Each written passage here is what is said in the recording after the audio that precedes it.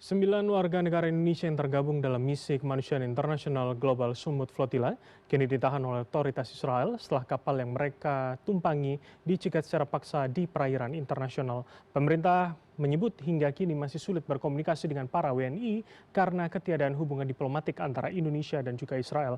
Lalu bagaimana Parlemen Indonesia ikut berdiplomasi untuk bisa menyelamatkan ke-9 WNI kita? Dan untuk menjawabnya sudah bersama kami dari luar studio anggota Badan Kerjasama Antar Parlemen DPR RI yang juga anggota Komite Eksekutif Interparliamentary Union Mardani Alisera. Assalamualaikum, selamat malam Bang Mardani. Assalamualaikum, selamat malam. Waalaikumsalam, Mas Bram. Baik, terima kasih Bang sudah berkenan bergabung. Jadi artinya, Waalaikumsalam, Mas Bram. baik. Bang, kalau kemudian Kemlu mengatakan memang sulit untuk berkomunikasi karena ketiadaan, bahkan sempat meminta bantuan dua negara, kalau tidak salah adalah Turki dan juga Yordania. Bagaimana parlemen, Anda sebagai anggota BKSAP, apakah kemudian sudah mencoba berbagai upaya diplomasi begitu Bang?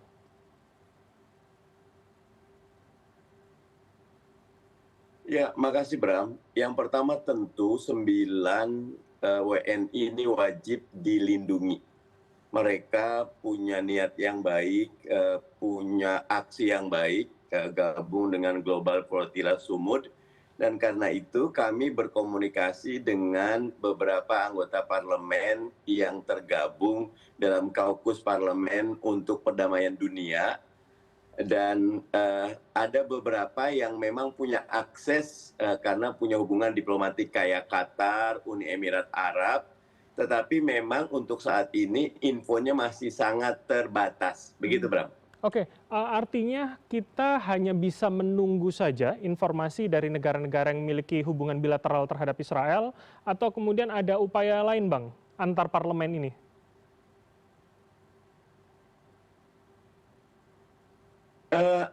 Dengan Mesir komunikasi jalan juga karena kita gabung dalam parlemen negara OKI. Kemudian kita juga tadi ya dengan Aljazair, kemudian juga dengan Spanyol ya, dengan Prancis, karena yang ditahan bukan cuma dari kita, beberapa dari Spanyol, beberapa dari Italia, beberapa dari Prancis. Kita terus berkomunikasi, tapi memang sebagaimana biasa Zionis Israel selalu mengambil langkah yang individual, unilateral. Nah, ini yang harus selalu kita ingatkan. Oke, Bang, artinya hanya berkomunikasi saja atau kemudian Parlemen Indonesia mungkin sudah menginisiasi misalkan gerakan komunal baik dengan parlemen lain untuk secara bersama-sama begitu menggugat secara hukum internasional begitu, Bang? Ya, ada 3 yang dilakukan. Yang pertama tentu konsolidasi di dalam, karena Global Flotilla Nusantara juga luar biasa. Teman-teman kita ada 125 LSM yang bergabung bersama yang peduli Palestina. Kemudian komunikasi dengan Kemenlu, luar biasa, Kemenlu juga responnya cukup baik. Yang ketiga tadi dengan sesama anggota parlemen yang tergabung dalam kaukus parlemen untuk perdamaian dunia dan parlemen negara-negara OKI. 3 ini dijalankan sampai saat yang sama. Kita terus bukan cuma berkomunikasi, tapi mulai aktif mengadakan pertemuan untuk melakukan langkah-langkah hukum. Karena yang dilakukan sebagian di perairan internasional dan itu melanggar statuta internasional. Oke, Bang, saya ingin mendalami di situ. Kalau informasi yang kami dapatkan ditangkap pada titik sekitar 259 km dari Gaza, masuk perairan internasional Mediterania. Bagaimana Parlemen Indonesia melihat itu dulu, Bang? Secara hukumnya terlebih dahulu.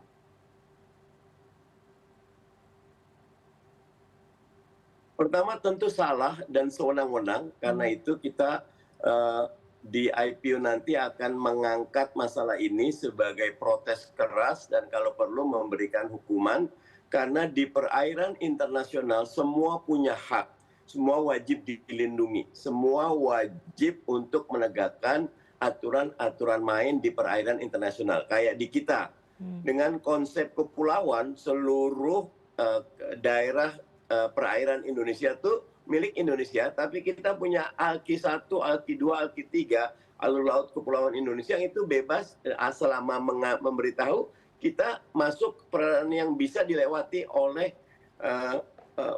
transportasi internasional. Mestinya satu, bukan cuma akan protes, tapi kita juga akan menggalang. Karena bukan cuma dari kita, beberapa parlemen negara Eropa juga sudah mengangkat masalah ini di domestik masing-masing. Oke, tapi sejauh ini terutama Parlemen Eropa dan juga negara-negara yang berkomunitas dengan kita tentunya, apa langkah yang sudah mereka ambil? Ataukah masih hanya pada seruan-seruan menyayangkan, seruan menggugat, atau sudah ada langkah hukum yang berjalan begitu, Bang?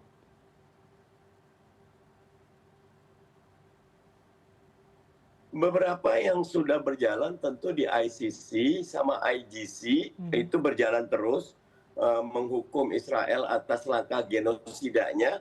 Apa yang sudah dilakukan sekarang ini merupakan tambahan novum baru untuk memperkuat tuntutan yang ada di International Criminal Court, International Justice Criminal. Itu berjalan terus. Oke, dan adakah kemudian backup plan ketika memang nanti secara hukum internasional masuk dalam peradilan internasional tapi ternyata tidak digubris seperti kasus sebelumnya begitu?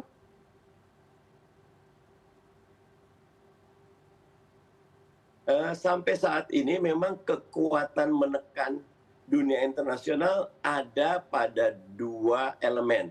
Satu, Dewan Keamanan PBB yang resolusinya itu seringnya diveto oleh Amerika Serikat. Nah, yang kedua yang dilakukan melalui diplomasi Donald Trump.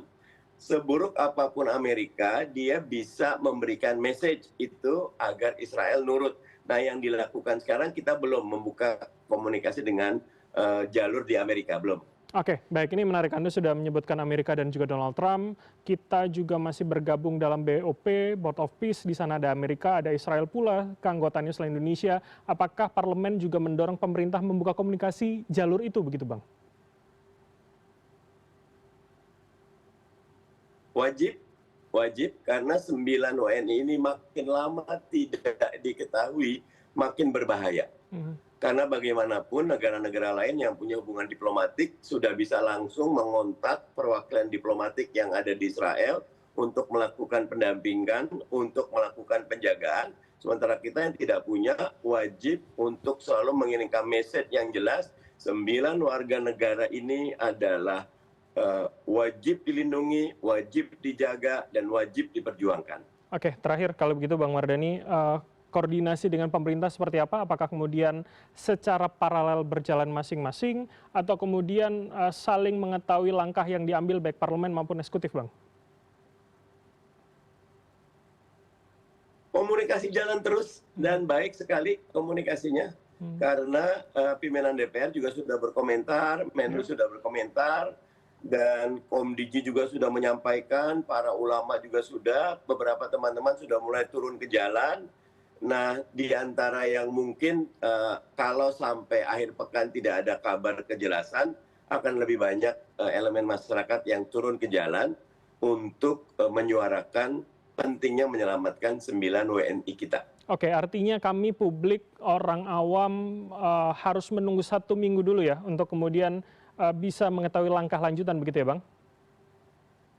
Iya, dan ini wajib menjadi pengetahuan bersama karena lagi-lagi 9 warga negara Indonesia ini orang-orang terhormat, para pejuang yang membawa nama harum negara karena mengorbankan waktu, tenaga, pikiran, dan mungkin juga nyawa untuk membantu saudaranya di Palestina yang merupakan kebijakan dasar Indonesia, Pak Prabowo, eksekutif, legislatif, dan semua pihak. Kemerdekaan Palestina adalah harga yang harus kita bayar atas segala kondisi yang terjadi sekarang. Oke, baik. Terima kasih, kami tunggu kabar baik dari 9 saudara kita, 9 WNI yang kemudian ditangkap oleh otoritas Israel. Terima kasih Bang Mardhani Alisera, anggota Badan Kerjasama Antar Parlemen DPR RI telah bergabung sama kami. Selamat malam, sehat selalu Bang.